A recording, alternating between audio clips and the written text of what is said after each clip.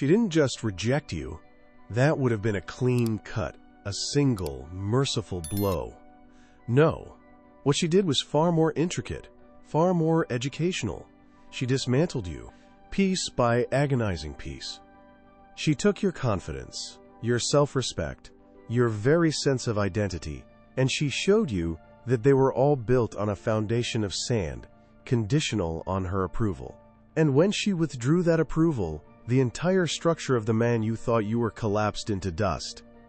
You are now standing in the ruins of yourself, staring at the screen of your phone, which has become both your altar of worship and your instrument of torture.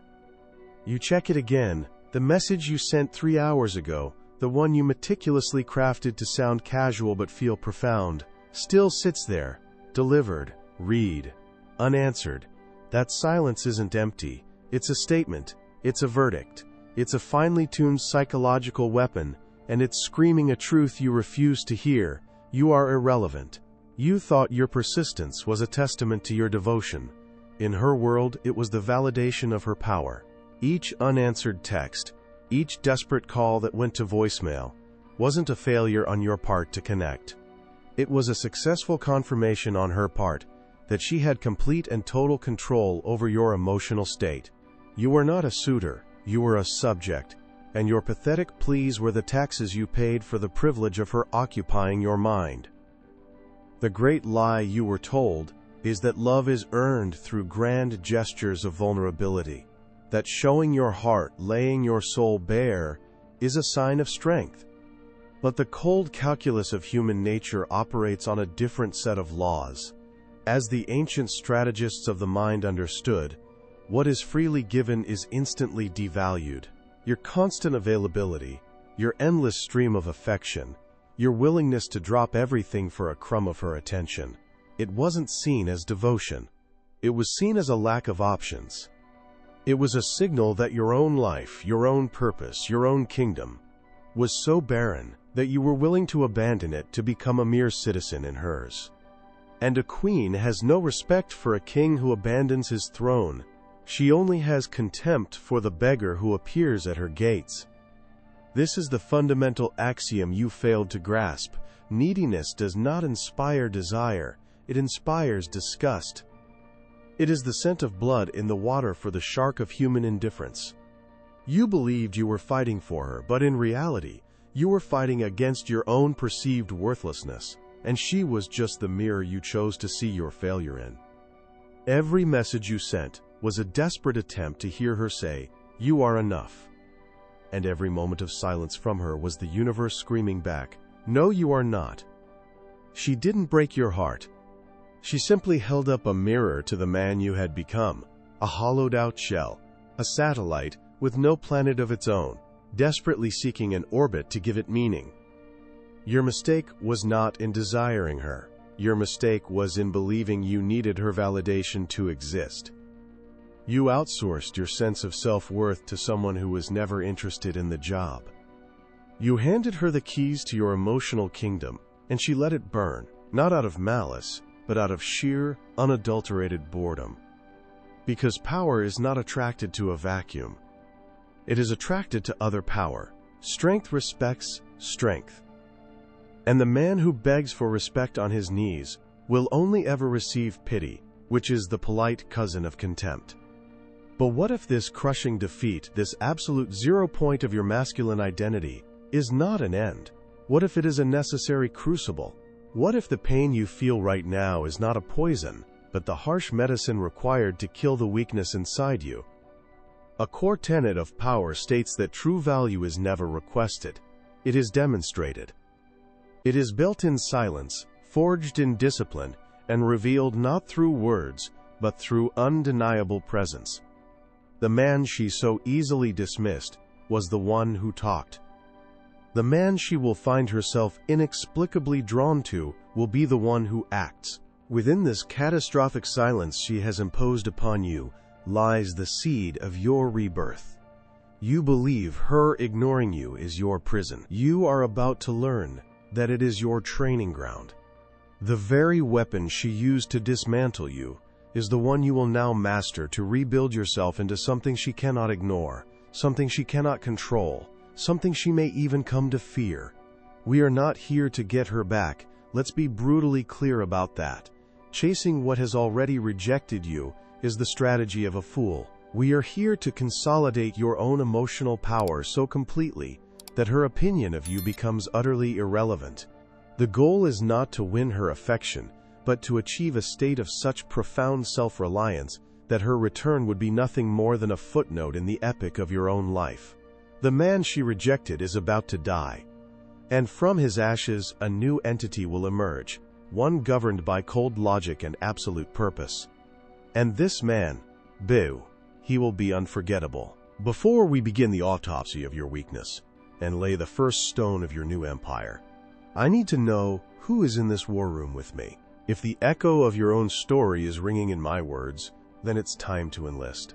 Subscribe to Psychological Dominion, activate all notifications so you never miss a strategic briefing, and press the like button to signal that you are no longer a victim, but a student of power.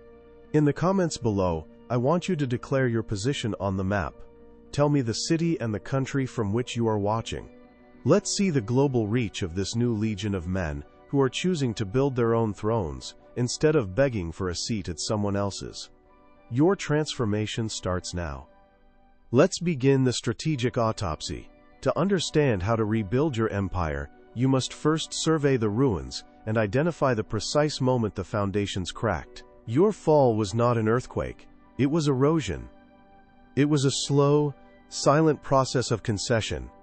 A war you lost not in a single glorious battle, but in 1,000 tiny, unremembered surrenders. You think she rejected the man you are today. The truth is, she rejected the man you allowed yourself to become, long before you ever realized he existed. This is the diagnosis of your defeat. The first stage of your downfall was emotional concession. It began innocently, a simple disagreement. She wanted to go to a party with friends you disliked. You wanted a quiet night in. You voiced your preference. She met it with resistance, a subtle shift in her mood, a sigh, a look of disappointment. And in that moment, the first test was issued. Your internal calculus ran a panicked simulation. Argue your point and endure her coldness, or yield and receive the temporary warmth of her approval. You chose the path of least resistance. You said, okay, we can go. You told yourself you were being flexible, being a good partner. What you were actually doing was teaching her a critical lesson. Your boundaries are negotiable. You taught her that her emotional displeasure is a weapon powerful enough to change your decisions. She tested. You yielded. She won. This pattern repeated itself in dozens of microtransactions. The movie she wanted to see. The restaurant she preferred. The way you spent your weekend.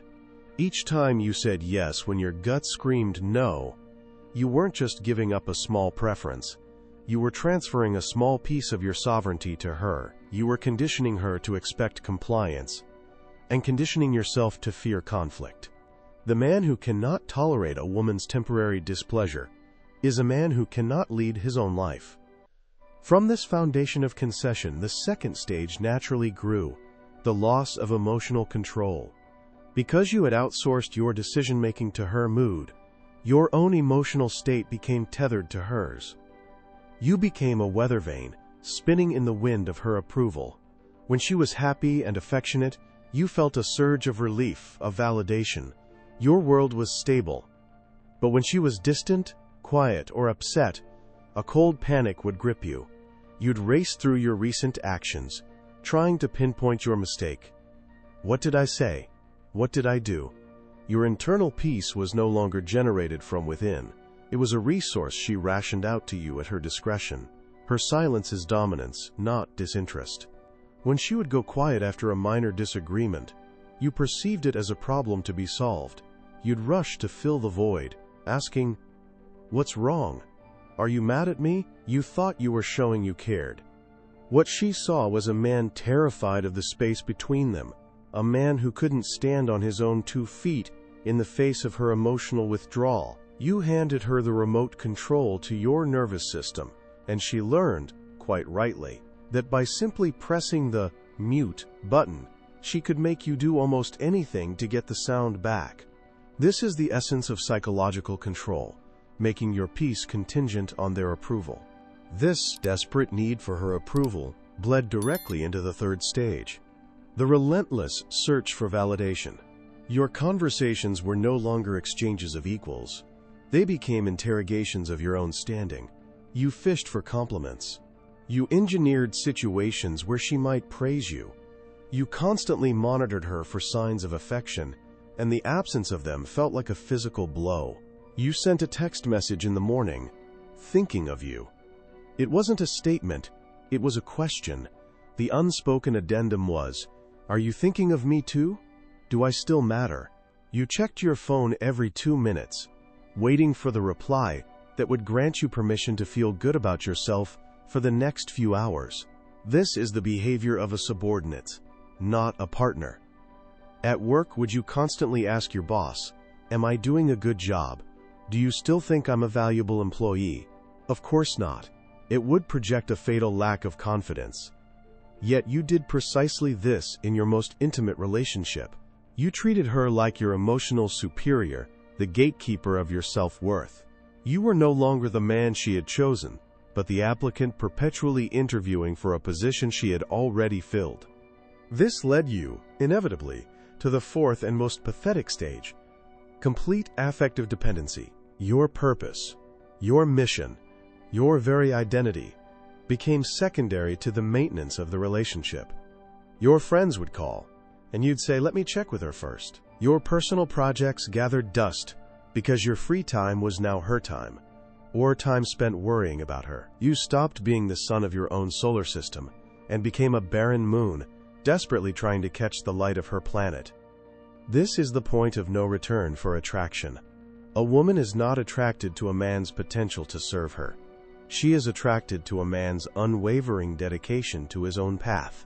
She wants to be a cherished part of his kingdom, not the queen of a man who has no kingdom of his own. You thought that by making her the center of your universe, you were proving your love. You were, in fact, demonstrating that your universe was small, empty, and not worth visiting. You abandoned your own throne to sit at her feet, and then wondered why she looked down on you. She didn't want a subject. She wanted an emperor from an allied nation. You offered her servitude and called it devotion. And then came the final act of your unconditional surrender, breaking the silence. As she felt the weight of your neediness, she did what any rational actor does when an investment yields diminishing returns. She divested. She pulled away. She became busy. Her texts became shorter, the time between them longer. This was the final test. A man of value, a man with his own purpose, would have recognized this withdrawal, matched it, and focused his energy back onto his own life. He would have understood that space is a necessary component of attraction. But you were too far gone. Her silence was a vacuum, and your dependency abhorred it. You broke. You sent the double text, then the triple text, then the paragraph explaining your feelings, pouring out your fear and confusion. You called and left a pleading voicemail. Each message was a nail in your own coffin. You were screaming, "My emotional state is entirely dependent on you. I cannot function without your input. Please, come back and regulate me." She didn't even have to be cruel. She just had to do nothing. Your own panic did all the work for her. When you demanded a conversation to fix things, and she finally agreed, you walked in and committed the ultimate act of submission. You apologized. You said you were sorry for being insecure, for pushing her, for whatever crime you imagined you had committed. When you apologized for demanding respect, you signed your surrender. You confirmed that her behavior was acceptable, and your reaction to it was the problem. She tested you, and you failed, utterly. Perhaps you're thinking, "This is too harsh. I was just in love. I was trying to be a good, communicative partner." Society tells us to be vulnerable. This is the lie sold to you by a culture that profits from your weakness. Vulnerability without strength is not bravery. It is a liability. Communication without leverage is not connection. It is begging. Love is not an excuse for the abdication of your own power. The brutal truth is that attraction is governed by a deeper, more primal calculus. It responds to strength, to self-possession, to an unwavering sense of purpose. No one is coming to save you. Your belief that your intentions should have mattered more than your actions is the plea of a child. In the adult world, in the arena of power dynamics, you are judged solely on the reality you create. And you created a reality where you were a non-essential, easily replaceable commodity. This pattern isn't confined to her. Think about your life.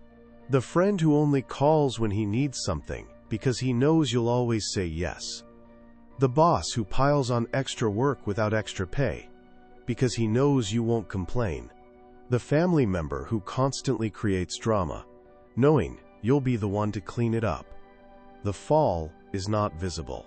It happens in the silence of your own mind when you choose comfort over confrontation.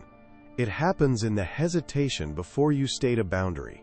It happens in the yes you utter out of fear of being disliked.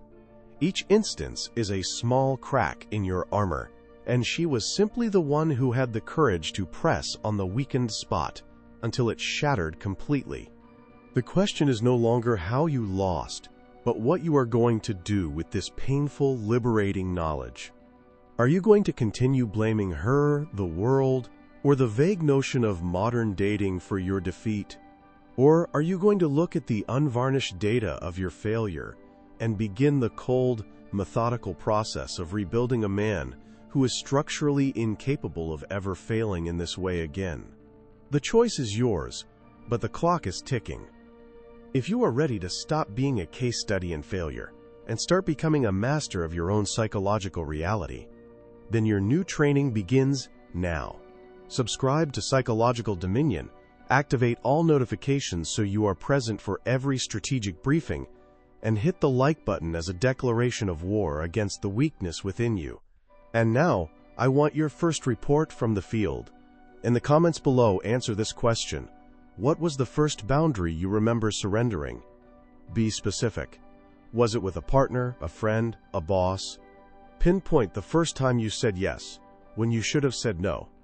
Acknowledging the origin of the disease is the first step toward the cure. Let's be clear. There is no going back for the weak man. That man is dead, his memory a monument to failure. To attempt to revive him, to patch his wounds and send him back into the same battle with the same flawed strategy, is not just foolish. It is suicidal. There is only the construction of the new. You are not healing. You are demolishing the condemned structure of your former self and building a fortress on its ruins. This process is not emotional. It is tactical. It is cold.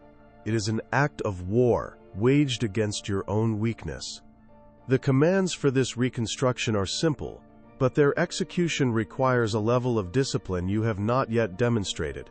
Your new protocol is absolute. First, cut the excess. Second, install the silence. Third, control the reaction.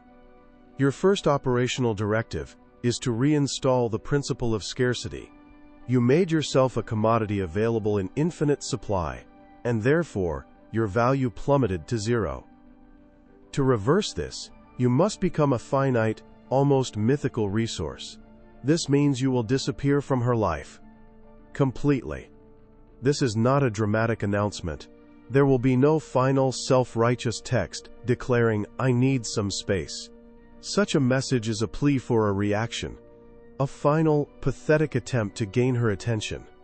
It is the act of a child taking his ball and going home, hoping someone will come and ask him to play again. You are not a child. You are an architect of power. Your disappearance will be a silent, surgical removal. You will block her number. You will remove her from every social media platform. You will not view her stories through a friend's account. You will sever every digital tendril that connects your consciousness to hers. This is not for her. This is for you. It is a quarantine protocol to prevent the infection of your past weakness from contaminating your present reconstruction. You must starve your mind of the drug it has become addicted to, her. The void you create is not emptiness, it is a strategic vacuum. Nature abhors it, and so does the human ego. She will feel your absence not as relief, but as a question mark that begins to burn in her mind. Be an absence that has weight, not a presence that begs. Your second directive is the installation of a strategic and weaponized silence. In your previous state, you saw silence as a void to be filled, a problem to be solved. You have now learned that silence is a medium of power. It is the canvas upon which your opponent projects their own insecurities. It is inevitable that after a period of your complete withdrawal, she may attempt to breach your perimeter. A text may arrive.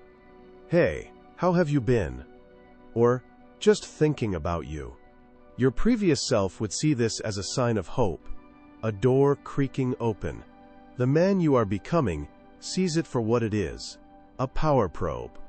It is a casual attempt to see if she still holds sway over your emotional state, to confirm that you are still a satellite in her orbit, waiting to be activated. Your response to this probe is the most powerful weapon in your new arsenal. Nothing. You will not reply. Not in an hour. Not in a day. Not ever. Every moment that you do not answer, her internal narrative shifts. At first it's annoyance. He's playing games. Then confusion. Did he get my message? Is he okay? Then a flicker of insecurity. Is he with someone else? Did he move on so easily? Finally, a grudging, infuriating respect. He doesn't need me. He doesn't even care enough to reply. You are not ignoring her to punish her. You are ignoring her because her communication is now irrelevant to your mission. You have bigger priorities. Don't reconquer her attention.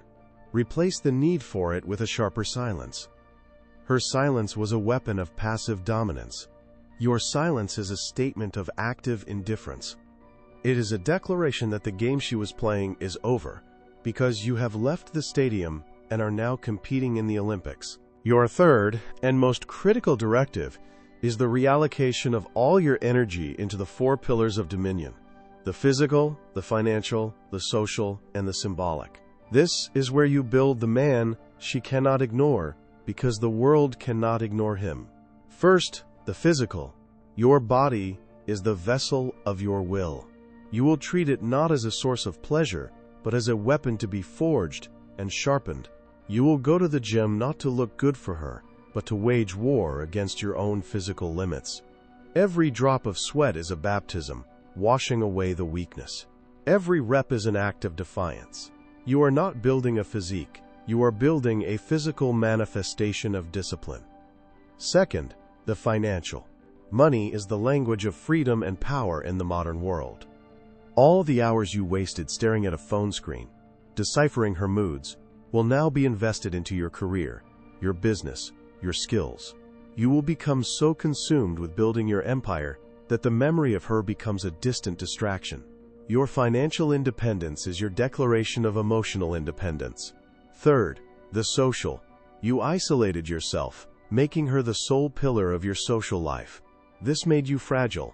Now, you rebuild your court. Reconnect with strong, ambitious men who hold you to a higher standard. Build a network of allies. Become a man of value within a tribe of valuable men. She will see, from a distance, that you are not a lone wolf howling in the dark, but the leader of a pack. Fourth, the symbolic. This is the inner work. You will read. You will study philosophy, strategy, history. You will build an inner citadel so strong that no external event, and certainly no woman's opinion, can breach its walls. As the Stoic philosopher Seneca wrote, "It is not the man who has too little, but the man who craves more, that is poor." You were poor because you craved her validation. By building these 4 pillars, you become a self-sufficient kingdom. You generate your own validation. This entire process is a plan, not a hope. You are not doing this with the secret, pathetic wish that she will notice and come running back. That is the logic of the man you buried. You are executing this strategy because it is the path to your own absolute power and self-reliance. If she does come back, it will be as a tourist visiting a great empire she once knew as a barren field, and her presence will be an amusing footnote, not the central plot. The goal is not to make her want you again. The goal is to build a man who wouldn't even have time for the woman she is now. This is the path. It is cold, it is lonely, and it is brutally effective. If you are truly ready to abandon the ruins and begin construction, then formalize your commitment. Subscribe to Psychological Dominion, for this is your new command center. Activate all notifications, because every briefing is critical to the mission. Give this video a like as a signal that you have received your orders, and in the comments below I want your first strategic declaration. Answer this. What is the one skill or goal you will now dedicate yourself to, the one that will become the cornerstone of your new empire? Is it a financial target? A physical feat? A business you will start? Declare it. Make it real. A man who wants to be loved will be discarded. A man who imposes his presence will be feared. Your reign begins now. And so, the inevitable happens. Weeks, perhaps months, have passed. The silence you've cultivated has grown into a forest, dense and impenetrable. Your life, once a barren wasteland of waiting, is now a thriving territory of purpose. The gym has carved new lines into your physique. Your bank account reflects the singular focus of your ambition. Your mind, once a chaotic storm of insecurity, is now a calm, strategic command center. You have not thought of her in days, not in any meaningful way. She has been relegated to a data point from a past failed mission. Then, your phone vibrates. It is a new number, an unknown soldier attempting to breach your walls. You answer with the detached professionalism of a man who has no time for trivialities. And you hear her voice. It is hesitant, stripped of the casual dominance it once held. It is the voice of someone who has lost their footing. She speaks of memories, of thinking about you, of wondering how you've been. She is deploying the old weapons, the emotional artillery that once leveled your defenses, but the landscape has changed. The man she is speaking to is not the man who once begged for her attention. You listen, not with anticipation, but with the mild curiosity of a historian examining an artifact. You hear the unspoken questions beneath her words. Do I still have power over you? Does my voice still shake your world? Are you still mine to command? You let her speak, letting the silence between her sentences hang in the air, a testament to your newfound control. You are not angry. You are not bitter. You are for the first time truly and utterly indifferent. When she finishes her probing attack, you do not offer her the emotional reaction she craves. You do not scold her for the past, nor do you offer false warmth for the future. You give her nothing. Your response is calm, polite, and devastatingly brief. I appreciate the call, but I'm in the middle of something. I have to go. There is no promise to call back. There is no opening for another conversation. It is a clean, surgical cut. It is the closing of a door that she never even knew you had built. In that moment, the entire power dynamic of your universe inverts. The silence is no longer her weapon. It is your shield and your throne. She who was once the queen dispensing judgment from on high is now the beggar at the gates of your attention, and has just been politely, firmly turned away. She hung up the phone, not angry but confused, and for the first time, completely powerless. She had come expecting to find the ruins she had left behind, perhaps to feel a pang of nostalgic pity. Instead, she found a new city had been built, where she remembered only dust, and its walls were too high for her to climb. This is the final lesson. The revenge you sought was never about making her suffer. It was about making her irrelevant. Your victory is not in her regret, but in your own peace. You thought you were playing a game of chess with her, and she had you in checkmate. But the true path to power was not to find a clever move to escape. It was to realize the game itself was beneath you. You did not flip the board in anger. You simply stood up and walked away from the table to go build an empire. Her game, her rules, her validation no longer apply to you because you are no longer a player. You are the architect of a new reality, one governed by your own laws. Let this be etched into your mind. Respect is never given to those who ask for it. It is a tax levied by power, and it is paid to those who demonstrate unquestionable value. You do not command respect with words, but with the undeniable gravity of your presence, and more importantly, with the chilling weight of your absence. You became powerful not when you learned what to say, but when you mastered what not to do. You stopped explaining, you stopped justifying, you stopped seeking permission to exist. You built your own world, and the price of admission is now so high that only those who add significant value are even considered. Your weakness was your belief that your love was a gift she was lucky to receive. Your strength is the knowledge that your attention is a resource you now allocate with ruthless strategy. The man she rejected is dead and buried. You are the monument built on his grave, a testament to the fact that the most profound transformations are born in the crucibles of rejection and pain.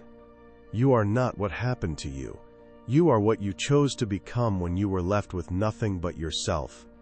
The war is over, not because you won, but because you refused to continue fighting a battle that was a distraction from your true purpose. Your mission now is to consolidate this power, to expand your territory, and to never again surrender an inch of your sovereignty to anyone. If you are ready to make this philosophy your permanent operating system, then your final enlistment is required. Subscribe to Psychological Dominion and make this your fortress of knowledge. Activate all notifications, because the enemy of your potential never sleeps, and neither do we. Hit the like button as a final salute to the weak man you left behind.